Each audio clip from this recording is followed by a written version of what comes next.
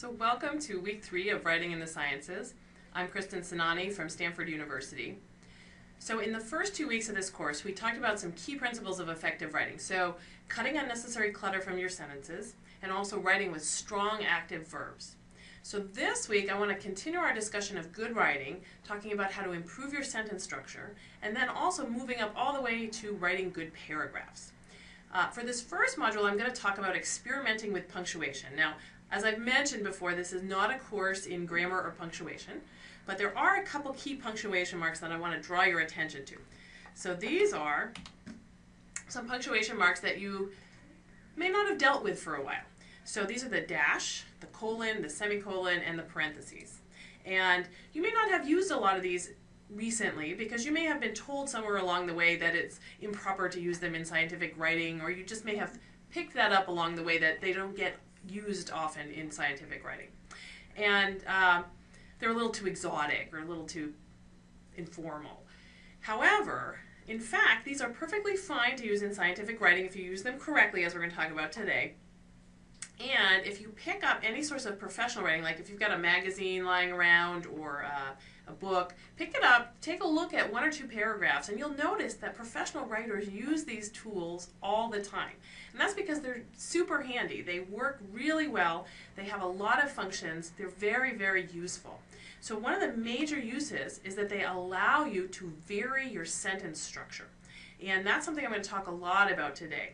So that means, you know, we've been talking about, I've been showing you how to kind of strip all of this extra material out of your sentences, but that doesn't mean that I want you to write with only short and simple sentences. If you wrote just all short and simple sentences, you would see that your writing would be very boring, very monotonous. So I'm actually going to encourage you to vary your sentence structure and really pay attention to that. So that means using some complex sentences and some short and simple sentences, some long sentences, some short sentences. So vary that up. That helps improve the writing. It makes it less monotonous. It makes it more engaging for the reader. It's very, very hard to vary your sentence structure and make interesting sentence structure and write complex sentences if you don't use some of these punctuation marks. If you are limited to just commas and periods, there's not going to be a lot you can do. So the dash, the colon, the semicolon, and the parentheses are ways that you can get creative with your sentence structure and make some nice, interesting, complex sentences. So I'm going to give you an example of the kind of thing that I'm talking about here. So I'm going to give you an example of something that I edited where I used a colon to actually take 3 sentences and draw it into a single sentence. So for the most part so far, again, I've been sort of stripping things from our sentences. Today we're going to do something a little different, which is to aggregate multiple sentences into a single sentence where it's appropriate. That means I'm going to have a more complex sentence at the end of the day, but it's going to be more efficient because it's going to get the idea across in a single sentence. It's also going to be a little bit more interesting to read because of the variety in the sentence structure.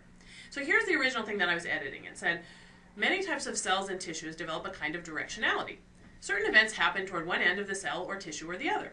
It's a phenomenon called cell polarity. So it's okay. It's, you know, it's kind of simple language, but it's a little bit boring, right? You know, they kind of, all those sentences have the same kind of simple structure to them. And really the purpose of those 3 sentences is simply to tell you what cell polarity is. So it doesn't seem like we really need to have 3 separate sentences there. So what I did when I was editing this was to use a colon to introduce the definition of cell polarity and to kind of pull all these little pieces that the author wants to get in, to pull them all together. You can see that I actually didn't change a heck of a lot from the original other than to kind of pull everything together, and in doing so I was able to drop a few words. So it says many cells and tissues develop a kind of directionality called cell polarity. Colon, I'm setting up the definition. Certain events happen toward one end of the cell or tissue. So there's probably even more we could edit out of that sentence, but you can see that I pulled everything together into a single sentence. It's got a colon to set up that definition. Now we only need 1 sentence, and it's a little bit more interesting to read because it's got this variety, having this colon in there where you have to take a pause. It's a little bit more interesting. So this is the kind of thing we're going to be talking about today. So just to kind of ground you in the different types of punctuation I'm going to be talking about today. Here are the punctuation marks that we have at our disposal, and here is their power to separate, in the words of Strunk and White. So Strunk and White talk about their power to separate, and that's a good way to put it, I think. So you're probably all really adept at using the comma and the period. So the comma has the least power to separate, and the period, of course, has the most power to separate. But in between the comma and the period, there are these 4 other really fun and useful punctuation marks that you can use to place pauses and breaks in your sentences. So the comma has the least power to separate. That means it's the shortest little pause. It's just kind of a brief pause in your sentence. The colon is a bigger pause. So you're going to take a little bit of a bigger pause, a bigger break. The dash is an even bigger pause. And I love the dash, as you're going to see. It has a lot of great uses. It allows you to actually kind of just drop whole descriptions, whole explanations right in the middle of your sentence, and your reader's totally okay with it. We're not going to overuse the dash, but it is a really cool punctuation mark. So it's a pretty abrupt power to separate, a pretty abrupt pause there. Then a parenthesis, of course, is something where you're actually inserting something extra into the sentence, so it's a really big pause. A semicolon actually demarcates the boundary between 2 separate sentences that you want to connect in a way. So, but there's really kind of a fairly big pause because they're actually considered 2 separate sentences. And then a period, of course, is a complete stop. So that's your biggest pause. So that's sort of the order of how these punctuation marks go in terms of their power to separate. Now, the other thing to talk about is that there is a little bit of difference in terms of the formality. And this is why you may have been told before not to use some of these punctuation marks. But in general, the dash and the parentheses are considered slightly less informal than the comma, colon, semicolon, and period. So that's why you may have in the past been somewhat discouraged from using the dash and parentheses. So they are a little bit less formal, but that doesn't mean that you can't use them at all in your scientific writing. Again, if you look at professional writing, professional writers use these all the time, the dash and the parentheses. It just means that you have to use them a little bit sparingly. You don't want to overdo it with the dash and the parentheses. And we'll be talking more about that as we go along here. All right, so I'm going to start with the semicolon. That's the one that you're probably all the most comfortable with. So the semicolon is used to connect 2 independent clauses. It's basically bringing together 2 kind of small sentences that you want to connect, to join in some way. I am going to be using the word clause today, in case you don't know what that is. It's basically just below a sentence in rank. So it can be a very short sentence, or it may be an incomplete sentence, but it always has both a subject and a predicate, a subject and a verb. So just so you know what that term is when I throw that around today. So here's a couple of examples of the use of the semicolon to join 2 independent clauses. So it says, Kennedy could be a cold and vain man, and he led a life of privilege. But he knew something about the world. He also cared about it. So notice the use of the semicolon in that second sentence. You're getting this separation of these 2 ideas. He knew something about the world. He also cared about it. There's a kind of a pause there, and it kind of puts emphasis on the he also cared about it. You can think about how this would have worked, or it wouldn't have worked as well had other punctuation marks been used there. So for example, the author could have said, but he knew something about the world and also cared about it, right? He could have just had a comma or just no punctuation there and run those 2 ideas together. Now the difference there would have been that there wouldn't have been the same emphasis on he also cared about it, right? So that's something to keep in mind. It emphasizes, it puts some emphasis on that second part. And also, had you used a period there, it wouldn't have joined those 2 ideas together. And there's this nice, feeling here where you're joining those 2 ideas together. Another example of the semicolon, sort of a classic example of the use of the semicolon, this is from Dickens. It was the best of times, it was the worst of times. Now, clearly, the semicolon is playing a real important role here because it's joining those 2 ideas. And this sentence, or these 2 small sentences here, wouldn't actually really work very well if it weren't for the semicolon. If you put a full period in there, they wouldn't be tied together in that nice way, and it actually probably kind of fall apart. So the semicolon is really great for when you want to link 2 kind of smaller sentences together and link them. Tell the reader, hey, these ideas are joined, and it gives some emphasis that you don't get otherwise. So that's one use of the semicolon. The other use of the semicolon that's going to be common in scientific writing is that semicolons are sometimes used to separate items in a list, and specifically when you've got a list of items where the items in the list contain internal punctuation. So that means that there might be commas within the items in the list. And you can see that if you then try to set off the items in the list with commas, because there are commas within the items, it's going to get really confusing. You're not going to know where the boundaries are between the items in the list. So you need something that's stronger power to separate, so you would use a semicolon there. So you're probably mostly familiar with this. You may have done this in your scientific writing before. But here's an example.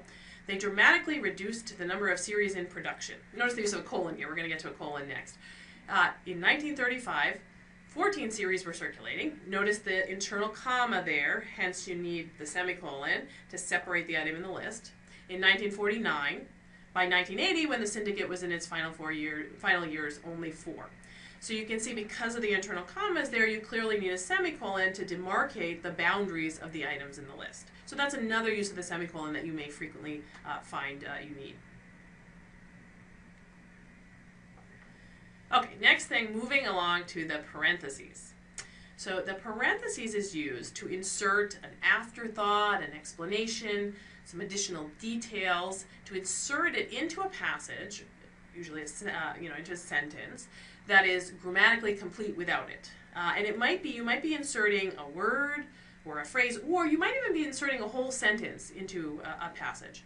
So if you remove the material within the parentheses, however, the sentence has to remain grammatically complete. In other words, you can completely remove that piece and it shouldn't change the main point of the sentence. It should be grammatically the same, it shouldn't change the main point. So it's really an afterthought. And in fact, when you put material in parentheses, you're actually indicating to your reader that it's perfectly okay should the reader want to skip over the material with their eyes. They just want to kind of read over it and ignore it. So it's a way that you can add some extra information that may not be the most important information, but it may be some little interesting tidbit. It may be a more subtle, less important detail that you think is important to slip in there, but you don't want to have too much in a sentence. So you kind of slip it in parentheses. It's a way to get some extra information to your reader.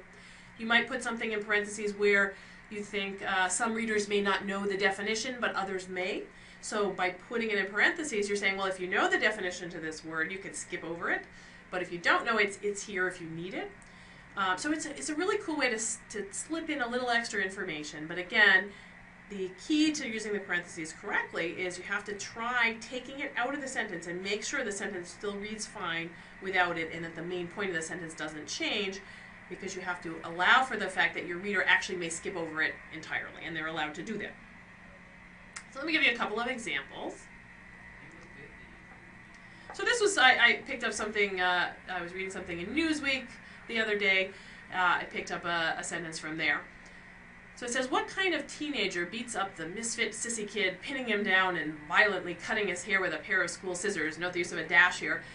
The incident from Romney's youth that the Washington Post famously reported, and Romney famously didn't really deny, back in May. So notice that the author here has slipped in a little piece of information that he wants to clue you into, but it's not necessary, again, that that piece be in there. You could take that piece out completely and it would read fine, and it's not absolutely essential. So the incident from Romney's youth that the Washington Post famously reported back in May, that would read fine, but the author really wants to give you this little extra piece of information, so he's kind of sliding it in there. Because it's in parentheses, you can get more things in the sentence that you wouldn't have otherwise been able to fit in. Here's an example. This was actually from an article I was writing about statistics, and I slipped in a little, sort of a joke. I was trying to be a little funny, so again, I've encouraged you to take some risks in your writing, so I don't know if this joke came off all right or not, but anyway, I slipped it in there with some parentheses. So it says, this is troubling, because while there are plausible biological stories to connect red meat with cancer and heart disease, it seems unlikely that eating too much red meat could directly cause accidents and injuries. And then here's my little, trying to entertain the reader a bit. Unless, as one of my students quipped, red meat eaters are swerving to avoid cows. So this was an article about statistics about confounding. Anyway, I slipped that in there with some parentheses. All right, so moving to the colon. Now the colon has several uses. You can use a colon. Colon always has to come after a clause. So again, that means you have to have a subject and a verb, a subject and a predicate. So you always have that before the colon, and then the colon often introduces a list, or it might introduce a quote, we don't use so many quotes in scientific writing, but if you are using quotes, you can use a colon to introduce it. Or it might introduce an explanation, a conclusion, or an amplification, and I'm going to give you some examples of all of those to show you what I mean. And Strunk and White, I'm going to refer a lot in this lecture to Strunk and White. They have some great material on these different punctuation marks, and I'll give you the reference at the end if you want to go and look at Strunk and White online. And they say the colon has more effect than the comma, less power to separate than the semicolon, and more formality than the dash. So again, as I told you, the colon is more powerful than the comma in terms of its ability to separate, but the semicolon has more power than a colon. And the semicolon and the colon are considered a little bit more formal than the dash. Here's an example of using a colon for both a list and sort of an amplification. So it says, Washington has a simple solution to most governments it doesn't like. Isolate them, slap sanctions on them, and wait for their downfall. So this is introducing it's a list, and it's also a bit of an amplification. This was something I must have been reading, I think, in Newsweek. Here's another example. This one's actually kind of setting up a punchline. So it says, the woman suffers from lack of experience and a chronic democratic disease. Compound sentences. A little bit of a punchline there. All right, I'm just going to show you that the use of the colon to introduce quotes. Again, we don't always or very often use quotes in scientific writing, but it sometimes comes up. So this says, and again, this was something I was reading in the New Yorker or Newsweek, the ask not line follows right after an exhortation modeled on Franklin Roosevelt's rendezvous with destiny. Colon, this is introducing a quote, in the long history of the world, only a few generations have been granted the role of defending freedom in its hour of maximum danger. I do not shrink from this responsibility, I welcome it. And then in the next sentence, there's another colon that's used to introduce a list of quotes. So it says, the note throughout is one of alarm, colon, the trumpet summons us again, the burden of a long twilight struggle, that uncertain balance of terror. I want to point out one other thing about this list at the end here. So notice that that's a list of 3 things. So the author was trying to pick out some examples of quotes from this speech to illustrate a point. And he picked and decided to include in his list 3 examples. Now he could have picked 2 of those examples. He could have picked, there's probably way more in the speech that he could have picked. He could have picked 4, he could have picked 5. But notice that oftentimes when an author is giving you a list of things, especially examples, they'll often limit it to 3 things. And this gets to a principle that I want to mention to you, which is called the rule of 3s. So the rule of 3s is used when you're making lists or giving examples in your writing. It's a rule of thumb. It doesn't mean you always have to use 3, but when you're in doubt, when you're not sure or there's some ambiguity about how many is the correct number to include, default to 3. The idea here is that kind of 3 is just the ideal number of examples or items in a list. And the reason is that if you only put 2 items or 2 examples, there's a feeling that it's not enough, right? It's not giving enough evidence. It's only a pair of examples. It's not quite sufficient. However, if you go up to 4 or 5, you're kind of burdening your reader. It's a little bit of overkill. So there's this thought that 3 is kind of the perfect number for these kinds of situations. Again, that doesn't mean that there's plenty of lists you're going to have that have 4 or 5 items. But if there's some ambiguity, if you get to make a choice on how many items, and it's a little bit kind of random how many, whether you include 3 or 4, default to 3, because that's kind of the most pleasing number. So here's an example. I gave you a similar example of a sentence similar to this earlier to illustrate the use of semicolons in a list, but let me use this sentence again to illustrate the point that they happen to pick exactly 3 numbers here. So they gradually reduced the number of employees. In 1980, the company had 300 employees. In 1995, 150. By 2005, when the company was in its final years, only 11. Now notice that they're talking about a range of years here, from 1980 all the way up to 2005. So they very well could have picked 1980 and 1982 and 1995 and 1997 and 2005. They could have picked 5 examples, or they could have picked 2. But they chose to go with 3 here because 3 just kind of feels like the right number to illustrate the point, but without having too much in that list. So again, default to the rule of 3s when you're thinking about listening and examples. If there's some, if there's some wiggle room there for how many things you have to include. All right, one more example of the colon.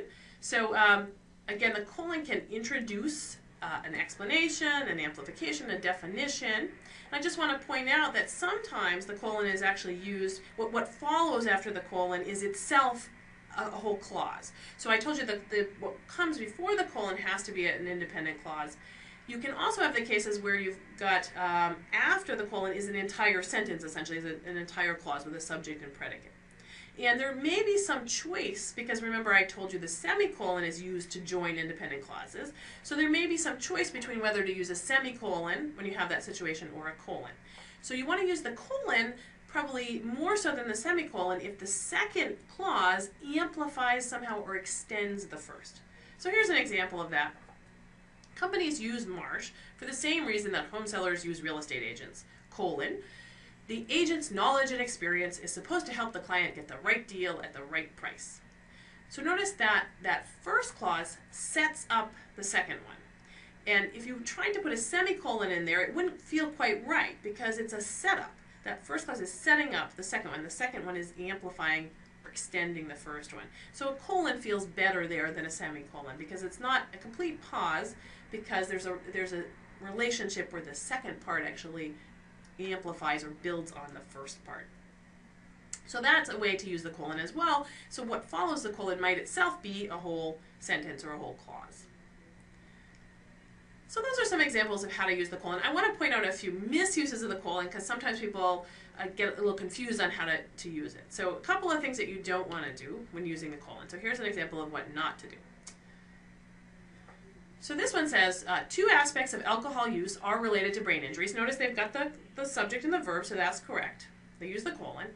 And then it goes, as a factor associated with risk of an injury, such as motor vehicle crash, and as a factor in traumatic brain injury diagnosis, recovery, or survival after injury. So notice that it sounds funny when I read that out loud, because they're saying two aspects are related to brain injuries. So aspects are nouns. So what follows the colon, what the reader is expecting there is nouns. But what they get instead is as, a preposition. They're getting prepositions there. So that's funny because the reader is expecting nouns. So if you set up nouns, you got to follow with nouns. So the correct way to do this one would be to say something like, two aspects of alcohol use are related to brain injuries. Its association, that's a noun, its association with risk of injury, such as motor vehicle crash, and its post-injury influences on diagnosis, recovery, or survival after injury. So you got to change those to nouns because that's what the setup had led the reader to believe was coming. Here's another misuse of the colon. This was actually from an email I got about a job announcement many years ago, and I thought it was kind of funny because they'd reversed the colon, what comes before and after the colon. So the list, when you're setting up a list with a colon, the list comes after the colon, not before the colon. So they said, in one project we have a nutritionist, a psychologist, statisticians, a computer specialist, and dietitians, colon, a whole range of specialties. Well, of course that's backwards. We want to set up the list with the colon and then have the list follow. So correct would be, in one project, we have a whole range of specialties, a nutritionist, a psychologist, statisticians, a computer specialist, and dietitians. It's interesting that they have multiple statisticians and multiple dietitians, but only one of each of the others. I think this was a job advertisement for statistics, actually. So just be careful on the colon, because sometimes it is misused. All right, I'm going to end here with my favorite punctuation mark, which is the dash. You can use the dash to add emphasis or to insert kind of an abrupt definition or description, and you can really kind of drop anything you want in the middle of the sentence by setting it off with dashes. And so it's really kind of a nifty tool because it's very versatile. So you got an extra little thought you want to drop in, an extra description, you can kind of just insert it in and it very neatly works. The reader's okay with that kind of abrupt break, that interruption to the sentence. The reader's okay with it. So it's really a cool tool. I will warn you, however, that you don't want to overuse it because, as I mentioned, it's considered just a little bit less formal than the other punctuation marks. And if you overuse it, it also really loses its impact. And so I can remember when I was taking my very first journalism class, the instructor told us that it was okay to use the dash, and I thought this was just the greatest liberation to be able to write with a dash. So I was using dashes all over the place, and in my very first assignment that I turned into my editor for an internship I was doing, I got a little note back on the top that said you can't use the dash so much. So I learned quickly to not overuse the dash. So you have to be a little bit careful to use it sparingly, but it's a really great tool when you need it. And Strunk and White say a dash is a mark of separation stronger than a comma, less formal than a colon, and more relaxed than parentheses, kind of indicating it's more relaxed. Again, it's kind of this abrupt interruption. And they do warn you to use a dash only when a more common mark of punctuation seems inadequate. So again, use this sparingly, kind of reserve this tool for the really tough jobs. But do use it because it's a great tool. So I'm going to show you a bunch of examples of how this dash works. So here's an example. This is an example where using the dash kind of adds emphasis to the part that's in the dash. So the drugs did more than prevent new fat accumulation. They also triggered overweight mice to shed significant amounts of fat, dash, up to half their body weight. So notice how the use of the dash here really emphasizes how big that effect size was. Here's another example of the dash. Again, the dashes can be used to kind of just drop things into the sentence, some extra information that you want to get in there. So it says to establish that the marrow cells, also called adult stem cells or endothelial precursor cells, can colonize the eye, Friedlander and his colleagues first transplanted stem cells from an adult mouse into the eyes of a newborn mouse. So notice that the author here is sticking some extra information, telling you what else marrow cells are called, alerting you to these other names for marrow cells by sticking it in the dash. Now, there are other options, right? The author there might have chosen to put that information in parentheses. But again, if they put it in parentheses, they're indicating to the reader that it's not as important. So this author thought it was really important to make the point that, hey, marrow cells, which we also call stem cells, which is, a word that many people might know, it was important to make that point. So he wanted to get that extra information in, so he used a dash. Now, I want to look at how the feel of these sentences would change if you, instead of using a dash, chose some other punctuation mark like a parentheses or a comma. So let's go back to that first example and try it with a comma instead. You're going to notice it's kind of clunky and long. So if I replace the dash here with a comma, we get the drugs did more than prevent new fat accumulation. They also triggered overweight mice to shed significant amounts of fat, up to half their body weight. It kind of takes away the emphasis on the up to half their body weight. It makes it a little bit more clunky there. And of course, if you use commas to separate that extra information in this second sentence, that's going to almost make this a run-on sentence. There's just too much going on in this sentence. There isn't an abrupt enough pause. So to establish that the marrow cells, also called adult stem cells or endothelial precursor cells, can colonize the eye, Friedlander and his colleagues first transplanted, it just becomes really long and clunky. So you need something more powerful to separate right there. All right, a couple more examples of the dash. Oh, well, let me show you actually first with the parentheses instead. If you used a parentheses in those two examples rather than a dash. So in that first example, if I use a dash for up to half their body weight, remember that put emphasis. If I use a parentheses here instead, it kind of completely buries the information. It's like, oh, it's up to half their body weight. Like that isn't important or exciting or interesting. Where in fact, that's the most important and interesting part, that it was so big. Now, if you put the material in that second sentence within parentheses, again, that's not necessarily wrong in this case. It's just indicating to the reader that that's inessential information. So it almost depends on your audience in this case, right? If you were writing for an audience where you expected that most people would know that marrow cells were also called these other cells, these other names, then you might put that information, bury that information in parentheses. Just for those of you who don't know, here's that extra information. However, if you were writing to an audience where you thought most of them wouldn't know these alternate names for marrow cells, which in this case the author was, then setting them out with dashes is more effective because it forces the reader to look at those and think about those carefully. So when you put in parentheses here, again, you're kind of saying, well, I'm expecting most readers already know this. In this case, the author didn't think most of the readers would know that piece of information. All right, a few more examples. So here's another sentence where a dash was used. So researchers who study shipworms say these mislabeled animals, they're clams, not worms, are actually a scientific treasure. So this use of the dash adds emphasis to that cute little interesting fact that these shipworms are actually not worms at all, but they're clams. So it's a way to drop this extra information in a kind of a cute little way.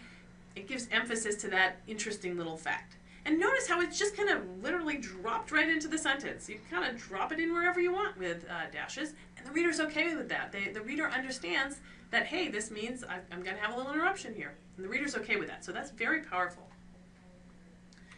One more example. I pulled this out of something I was reading in the New Yorker. So it says, the store, which is windowless and has clusters of unsmiling security guards standing at its entrances, as if it were the embassy of a particularly beleaguered nation, caters to rich Brazilians, members of the 10% of the population who command nearly half the national income and wear Chanel, Valentino, or Dolce & Gabbana.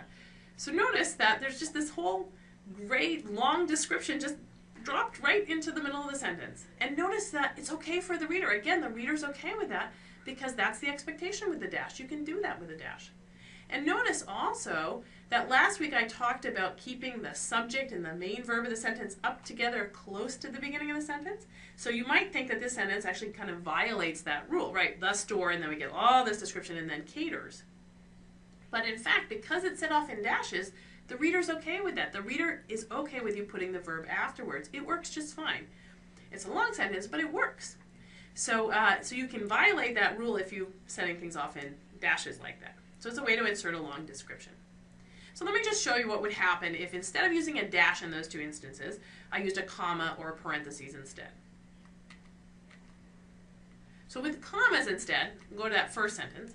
Researchers who study shipworms say these mislabeled animals, they're clams, not worms, are actually a scientific treasure. Well, that's a run-on sentence, right? Commas aren't strong enough to set off an entire clause here. So clearly, commas are not going to work. And then in that second sentence, you know, again, it's getting really long-winded. The store, which is windowless and has clusters of unsmiling blah, blah, blah, it's running on, and your reader's going to get lost. Your reader's especially going to get lost here because you get this really long description with several commas in it, and you don't get to the verb until caters, and this is a case where the verb now is too far from the subject because you have too much in between where it's not clearly demarcated and set off with dashes. So this is going to lose the reader. It's too long-winded without an abrupt pause. How about if we use parentheses instead? So with parentheses instead, in that first sentence, you could, right? You could set that information off, they're clams, not worms, in parentheses, just as kind of extra information. But notice there's a couple of problems with that. It buries the information, and this is kind of a really cute little interesting fact.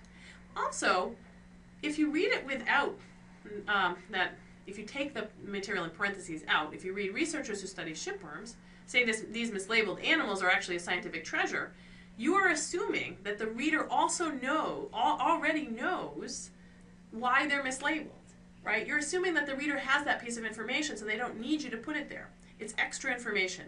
So that's an assumption you probably shouldn't make because probably most readers don't actually know that fact. So the parentheses aren't great here because they really bury the information and they're assuming too much of the reader. And if you use parentheses with that second example from the story from the New Yorker, the store, which is windowless and has blah, blah, blah, if you put that whole beautiful description in parentheses, it just completely takes away from the description as if that description is not important. So that really doesn't work either. All right, so I'm going to give one more example of the use of the dash to end on here.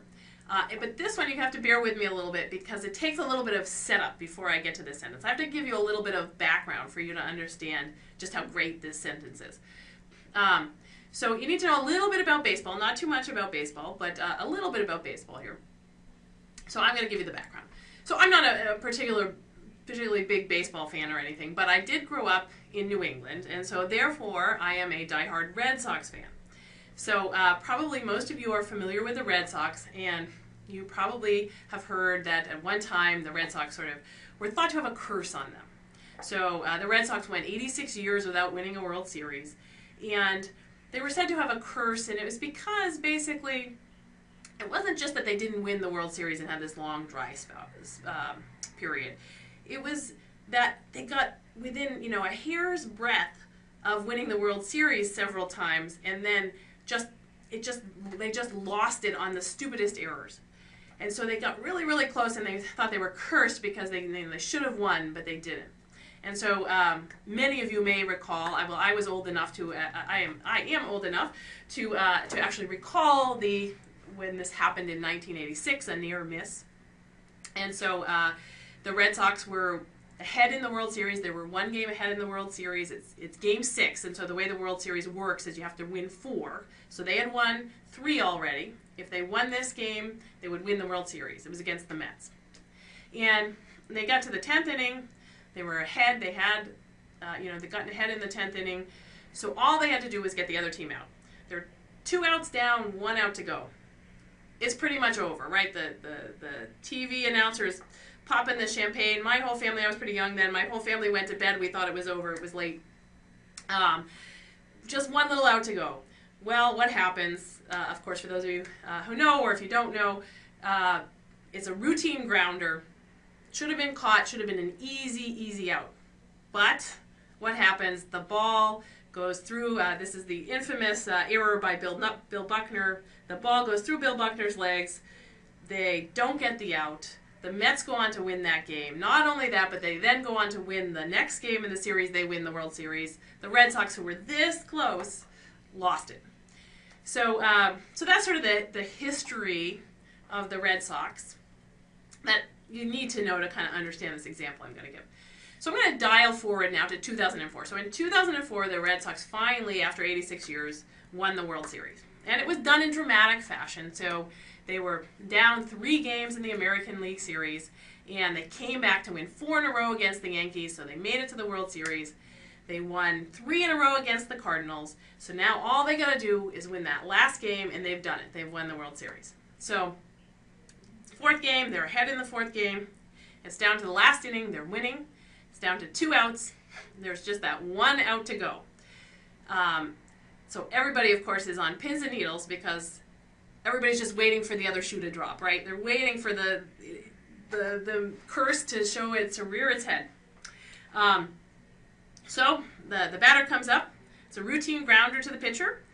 The pitcher picks it up, and now normally in these kinds of cases, you would throw the ball to the first baseman, and it's not a very long distance. The baseman would catch it, and that would be it. Pitcher doesn't do that, right? The pitcher knows the whole history of the Red Sox. Doesn't want to take the chance that something's going to go wrong in the middle of that toss to first base.